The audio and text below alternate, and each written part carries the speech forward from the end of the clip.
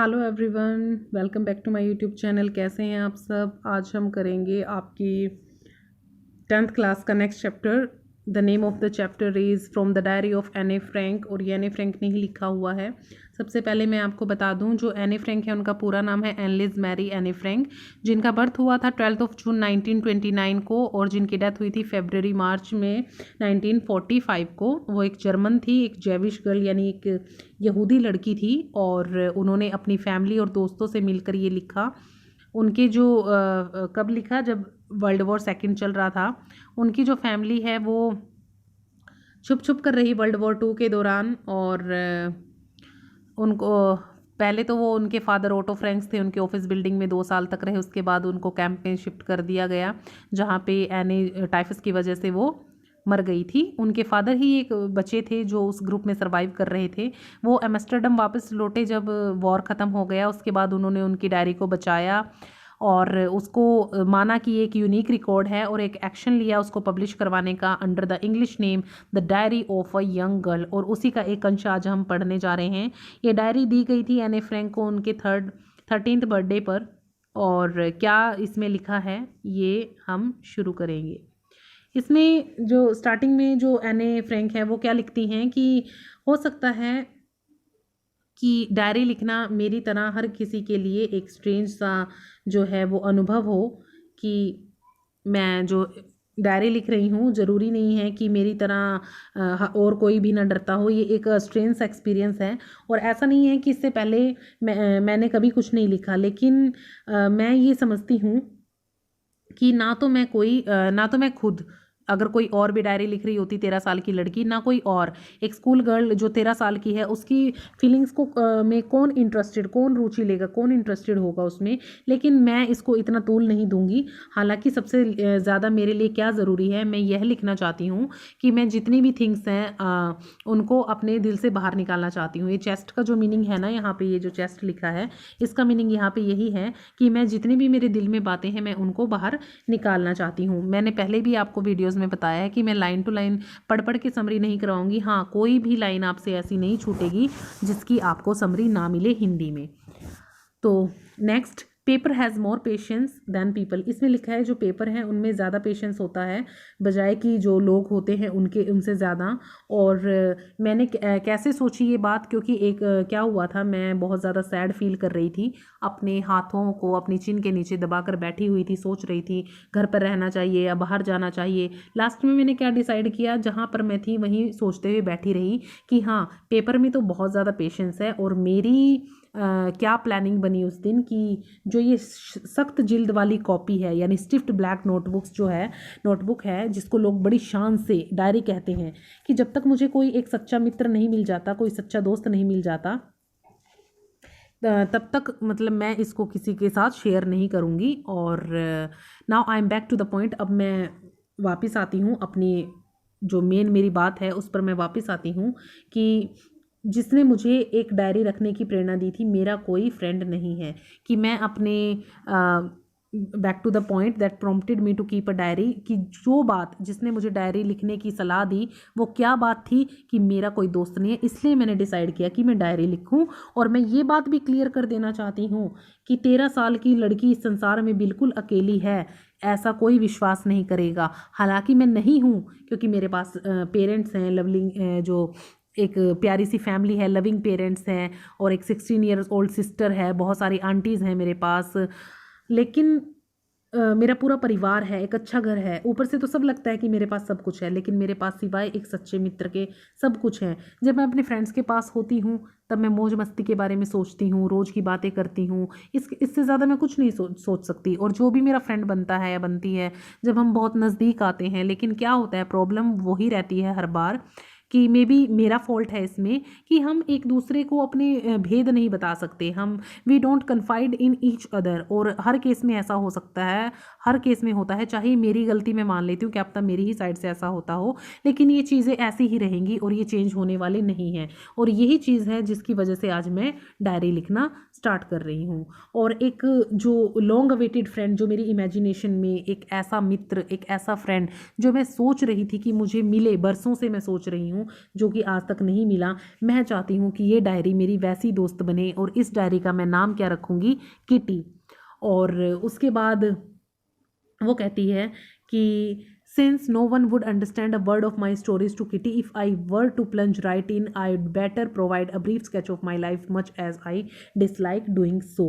तो इसमें कहा है कि अगर मैं किसी को भी कहना चाहूँ कि उनको एक भी वर्ड नहीं समझ आएगा जो भी मैं किट्टी को सुनाऊंगी कहानियाँ, और ना चाहते हुए भी मैं अपनी लाइफ का एक ब्रीफ स्केच इस डायरी में रखने जा रही हूँ। मेरे फादर जिन्होंने जो बहुत ज़्यादा अडोरेबल हैं, जो भी मतलब कि पूरे संसार में मैंने उनको मोस्ट अडोरेबल फादर के रूप में पाया है, उन्होंने मेरी मदर से तब तक शादी नहीं की जब तक वो 36 ईयर्स के नहीं हो गए और मेरी मदर 25 की नहीं हो गई। और उनकी जो बहन थी मार्गोट, उनका बर्थ जर्मनी के जो शहर फ्रैंकफर्ट है उसमें 1926 में हुआ और उनका 12 जून 1929 में हुआ। उसके बाद इनके जो फादर थे वो ये जो 4 ईयर्स तक एनी फ्रैंक जो थी वो फ्रैंकफर्ट में रही। और ये कहती हैं कि जो मेरे पिता हैं वो 1933 में हॉलैंड में जाकर बस गए और मेरी जो मदर थी एडिथ हॉलैंडर फ्रैंक, वो उनके साथ रहने के लिए सितंबर में चली गई। सितंबर में वो उनके साथ रहने के लिए चली गई और मैं और मेरी जो बड़ी बहन थी मार्गोट, हम आचन में अपनी दादी माँ के साथ रहे। उसके बाद जो मार्गोट थी, जैसे सितंबर में इनकी मदर चली गई थी और दिसंबर में इनकी वो चली गई बहन हॉलैंड।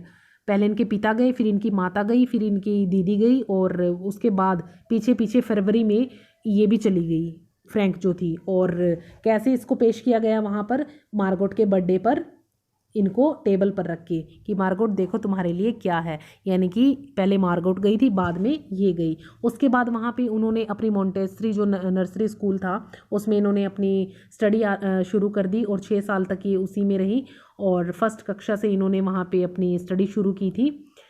और यहाँ पे वो 6ठी कक्षा में मेरी अध्यापिका जो थी, जो इनकी 6th क्लास थी उसमें जो इनकी टीचर थी और इनकी हेड मिस्ट्रेस थी, जो इनकी टीचर थी वो थी मिसेस क्यूप्रस। और इनकी जो टीचर थी वो उनका नाम नहीं इसमें दिया गया, जो हेड मिस्ट्रेस थी उनका नाम था Mrs Kuperus. At the end of the year we were both in tears. जो इनकी हेड मिस्ट्रेस थी वो और ये दोनों मतलब कि आंसू थे इनकी आंखों में जब भी इनकी फेयरवेल हुई, वहाँ से इनके जाने का टाइम हुआ, हार्ट ब्रेकिंग फेयरवेल। और 1941 की जो समर थी उसमें इनकी जो दादी माँ थी वो बीमार हो गई, उनको ऑपरेशन करवाना पड़ा और इसलिए इनका जो बर्थडे था वो बिना किसी सेलिब्रेशन के गया। इनकी ग्रैंड माँ की जो डेथ थी वो 1942 जनवरी में हो गई और कोई नहीं जानता कि आज भी मैं उनके बारे में कितना सोचती हूँ, कितना उनसे प्यार करती हूँ। और 1942 में ये जो बर्थडे मेरा मनाया गया वो इसी वजह से मनाया गया। मेरे बर्थडे के साथ साथ ग्रैंड माँ के लिए भी कैंडल जलाई गई ताकि मेरा दुख जो है वो थोड़ा कम हो सके। और आज उसके बाद ये क्या कह रही है कि मैं आज की तारीख पर आती हूँ जो 20 जून 1942 के दिन ये लिख रही हैं इस डायरी के ऊपर, जो ये लिख रही है एक सच्ची डेडिकेशन के साथ। तो क्या लिखती है ये, अपनी डायरी को ये सुना रही है। ये जो डियरेस्ट किटी है ना, इसमें ये अपनी लाइफ में जो कुछ इनके साथ इतनी एज तक जो भी इन्होंने लिखा है वो ये अपनी डायरी को सुनाती हैं। तो सैटरडे 20 जून 1942 का दिन था। ये लिख रही हैं डियरेस्ट किटी कि हमारी जो पूरी क्लास थी वो डर रही थी। किस वजह से? क्योंकि रिज़ल्ट आने वाला था और टीचर ये मतलब डिसीज़न करेंगे कि कौन अगली क्लास में जाएगा और कौन इसी क्लास में रहेगा। तो ऐसे ही शर्तें लग रही थी क्लास में कि ये जाएगा, ये नहीं जाएगा। और वो जो उसके पीछे उसकी फ्रेंड थी जीएन और उसके पीछे 2 लड़के सीएन और जैक्स। जीएन उसकी फ्रेंड है और उसके पीछे 2 लड़के बैठे हैं सीएन और जैक्स। उनकी मूर्खता पर वो हंस रही हैं कि कैसे उन्होंने अपनी जो छुट्टियों में पूरी सेविंग की थी उसको दाव पे लगाने का जोखिम उठा रहे हैं शर्तों में। और सुबह से लेकर रात तक यही चलता रहा कि तुम पास हो जाओगे, तुम नहीं होगे, ऐसे करके पूरी क्लास में शर्तें लगती रही। और जो उसकी फ्रेंड थी और वो उनको बड़े गुस्से से देख रही थी, फिर भी वो शांत नहीं हो पा रहे थे। और ये तो ये कह रही थी कि हमारी क्लास के बच्चे इतने स्टूपिड हैं, इतने मूर्ख हैं कि अगर 1/4 क्लास को पीछे रोक भी लिया जाएगा तो रोक ही लेना चाहिए उनको, क्योंकि ये आगे प्रमोट होने के लायक नहीं है। लेकिन जो टीचर है वो ऐसी अनप्रिडिक्टेबल क्रिएचर है धरती पर जिसके बारे में कुछ नहीं कहा जा सकता कि वो क्या करेंगे। मुझे अपनी और अपनी फ्रेंड्स की इतनी चिंता नहीं है कि हम सफल होंगे या नहीं। सिर्फ एक जो सब्जेक्ट है मैथ, उसके बारे में मैं निश्चित नहीं हूँ कि मैं सफल हो भी पाऊंगी या नहीं। लेकिन क्या था, हम तो सिर्फ वेट कर सकते थे और एक दूसरे को कह सकते थे कि मतलब तुम्हें हिम्मत से काम लेना चाहिए। तो कहती है कि मेरे सारे टीचर्स के साथ, एनी फ्रैंक ये बात कर रही है अपनी फ्रेंड डायरी जो किटी है उसके साथ, कि मेरी सारे फ्रेंड्स उसके अध्यापकों के साथ, जो मेरे टीचर्स थे उनके साथ अच्छी बनती थी। वो टोटल 9 थे, जिसमें 7 जो थे वो मेल थे और जो बाकी थी वो वुमेन थी। मेरी उनके साथ अच्छी बनती थी। और जो मिस्टर कैसिंग थे वो पुराने विचारों वाले एक ओल्ड पर्सन थे जो मैथ पढ़ाते थे और मुझसे नाराज़ रहते थे क्योंकि मैं बहुत ज़्यादा बोलती थी। काफ़ी ज़्यादा उन्होंने मेरे को वार्निंग्स दी थी। और उन्होंने फिर क्या किया, जब मैं नहीं मानी, मैं बहुत ज़्यादा बोलती थी, उन्होंने मेरे को एक सब्जेक्ट दे दिया, उस पर लिखने के लिए एक ऐसे दे दिया। और उसका सब्जेक्ट था अ चैटर बॉक्स, यानी कि एक बातूनी। बातूनी एक सब्जेक्ट पर उसने ऐसे लिखना था। तो वो कह रही है कि मैं इसके बारे में बाद में सोचूंगी, और उसने अपने बैग में चुपचाप वो रख लिया और चुप रहने की कोशिश की। उस दिन उसने अपने घर का दूसरा काम फिनिश किया और उसके बाद जो उसने अपने बैग में वो ऐसे लिखा था उसके बारे में उसकी नज़र पड़ी। उसके बाद उसने सोचना शुरू किया कि मैं एक चैटर बॉक्स के बारे में लिख क्या सकती हूँ। फिर भी उसने बहुत सोचा और लास्ट में वो उसको एक आइडिया आया और उसने उसके बारे में 3 पेज लिख दिए। बातूनी विषय के बारे में, चैटर बॉक्स के बारे में 3 पेज लिख दिए। और उसने क्या तर्क दिया कि बोलना तो एक स्टूडेंट का बहुत ज़्यादा मतलब कि ट्रेट होता है एक स्टूडेंट का, और कोई भी इसको कंट्रोल में नहीं रख सकता। और मैं तो बिल्कुल नहीं रख पाऊंगी, इस आदत को छोड़ ही नहीं पाऊंगी, क्योंकि मेरी मदर कहती है कि आपको अगर कोई चीज़ हेरिडिटी में मिली है आप उसको नहीं बदल सकते, मतलब ज़्यादातर नहीं बदल सकते उस चीज़ को। तो मेरे आर्ग्यूमेंट्स पे जो मिस्टर कैसिंग थे उन्होंने मेरे को बहुत ज़्यादा हंसे और मेरे को एक और लेसन दे दिया लिखने के लिए। और उसका सब्जेक्ट था कि एन इनकॉरिजिबल चैटर बॉक्स, यानी कि ऐसा बातूनी जिसको सुधारा ना जा सके। और मैंने ये भी लिख के दे दिया। उसके बाद जो श्रीमान कैसिंग थे, नेक्स्ट 2 लेसन तक उन्होंने मेरे से कोई शिकायत नहीं की, क्योंकि उन्होंने 2 मेरे को सब्जेक्ट दिए थे और मैंने दोनों पर ऐसे लिख दिए थे। पर जो 3rd लेसन जब शुरू हुआ तो बहुत उनके सब्र का बांध टूट गया, क्योंकि मैं बहुत बोलती थी।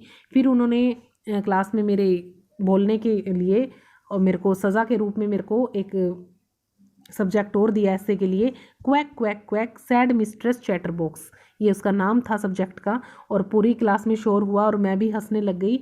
लेकिन अब मेरी जो स्किल थी मेरी इस टॉपिक पर लिखने की, चैटर बॉक्स पर, मेरी वो ख़त्म हो गई थी। हालांकि मेरी फ्रेंड ने मुझे कहा, जिनका नाम सेन था, कि जो पोइट्री में बहुत अच्छी थी, मेरे को ऑफ़र किया हेल्प करने के लिए ऐसे के स्टार्ट से लेके एंड तक, कि मैं वर्ड्स में तुम्हारी पोएम लिखने में इसकी सहायता करूँगी, जो तुम्हें ये क्वैक क्वैक करके जो लेसन मिला है लिखने के लिए ऐसे मिला है। और मैं खुशी से कूद पड़ी। और मिस्टर कैसिंग जो थे वो मेरे ऊपर एक जोक मारने की कोशिश कर रहे थे इस रिडिकुलस सब्जेक्ट की वजह से।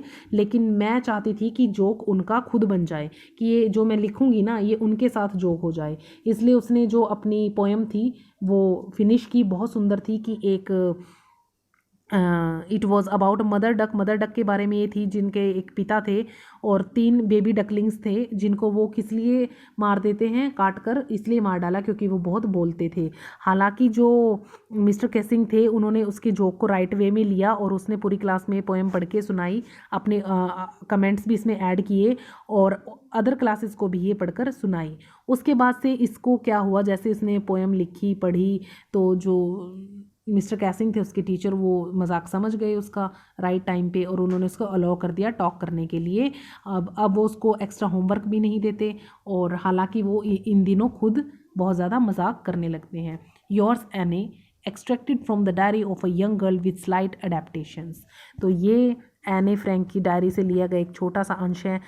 आई होप आपको ये बहुत अच्छी तरह से समझ आ गई होगी समरी, कि एक लड़की है उसकी डायरी का ये अंश है, जिसके उस लड़की ने अपनी जो एने फ्रैंक है अपनी डायरी का नाम रखा है किटी, और किटी को ही वो ये सब कुछ सुना रही है कि कैसे क्लास में क्या कुछ हुआ क्या कुछ नहीं, और ये लिखने की उसको क्यों ज़रूरत पड़ी, क्योंकि उसको लाइफ में कोई सच्चा साथी नहीं मिला, कोई एक ऐसा फ्रेंड नहीं मिला जिसके साथ वो अपनी फीलिंग्स को शेयर कर सके।